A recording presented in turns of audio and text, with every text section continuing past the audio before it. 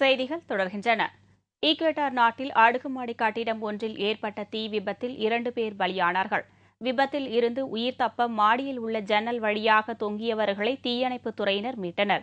Ecuador நாட்டின் கடற்கரை நகரமான குவாயாகுல் நகரில் உள்ள அடுக்குமாடி கட்டிடம் ஒன்றில் அரசு அலுவலகம் இயங்கி வருகிறது. அந்த கட்டிடத்தில் திடீரென்று தீப்பிடித்துக் கொண்டது. தீயின் நடுவே சிக்கிய ஒருவர் மூச்சு திணறி உயிரிழந்தார். மற்றொரு நடுத்தர வயது பெண் ஜன்னல் வழியாக வெளியே குதித்து உயிர் பிழைக்க முயன்றபோது பலியானார்.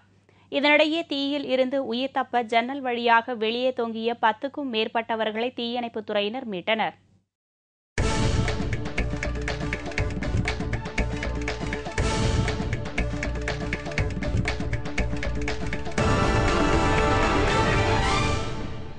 விம்பிள்டன் டென்னிஸ் போட்டிகளின் காலிறுதி சுற்றுக்கு உலகின் முதல் நிலை வீரர் நோவாக் ஜோகோவிச் மற்றும் 3ஆம் நிலை வீரர் ரோஜர் ஃபெடரர் ஆகியோர் தகுதி பெற்றுள்ளனர்.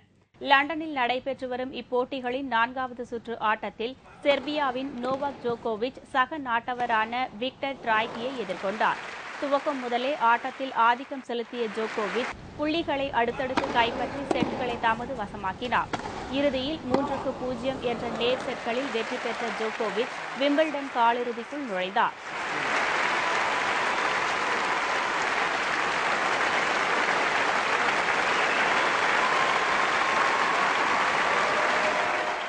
மற்றொரு 4வது சுற்று ஆட்டத்தில் சுவிட்சர்லாந்தின் ரோஜர் ஃபெடரர் பெல்ஜியத்தின் சேவியர் மலிசேவுடன் பல பரீட்சை நடத்தினார்.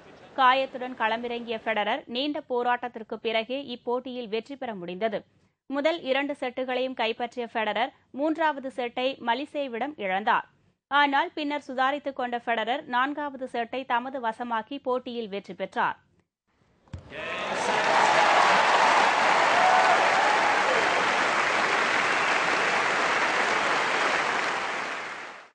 மகளிர் ஒற்றையர் பிரிவு ஆட்டத்தில் அமெரிக்காவின் செரீனா வில்லியம்ஸ், விக்டோரியா அஜரென்கா ஆகியோர் வெற்றி பெற்று காலிறுதிக்கு தகுதி பெற்றனர். முன்னணி வீராங்கனைகளான மரியா ஷரபோவா, கிம் கிளிஸ்டர்ஸ் ஆகியோர் 4ஆம் சுற்று ஆட்டத்தில் தோல்வியடைந்து விம்பிள்டன் போட்டிகளில் இருந்து வெளியேறினர்.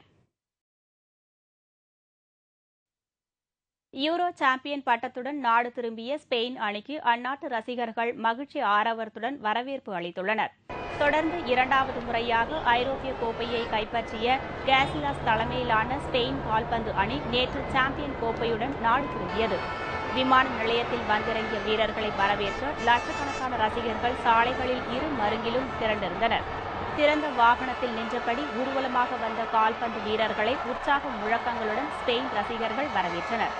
ரசிகர்கள் அனைவரும் சிவப்பு நிற ஆடை அணிந்தபடி சாலைகளில் நடனமாடியும் பாடல்களை பாடியும் ஸ்பெயின் கால்பந்து வீரர்களை உற்சாகப்படுத்தினர். தொடர்ந்து 2வது முறையாக யூரோ சாம்பியன் பட்டத்தை ஸ்பெயின் வென்றிருப்பது மட்டில்லா மகிழ்ச்சியை அளிப்பதாக ரசிகர்கள் பெருமிதம் தெரிவித்துள்ளனர். La verdad es que es un logro, ¿no? 3 títulos seguidos, la primera vez que lo hacen y no hay que estar aquí animándoles. கடந்த 2008ஆம் ஆண்டு நடைபெற்ற யூரோ கால்பந்து தொடரில் சாம்பியன் பட்டம் வென்ற ஸ்பெயின் அணி 2010ஆம் ஆண்டு நடைபெற்ற உலகக் கோப்பையையும் வசப்படுத்தியது. இந்த நிலையில் 2010ஆம் ஆண்டுக்கான யூரோ கோப்பை கால்பந்து போட்டியின் இறுதி ஆட்டத்தில் இத்தாலியை வீழ்த்தி ஸ்பெயின் சாம்பியன் பட்டத்தை தக்கவைத்துக் கொண்டிருப்பது அந்நாட்டு ரசிகர்களை உற்சாகத்தில் ஆழ்த்தியுள்ளது.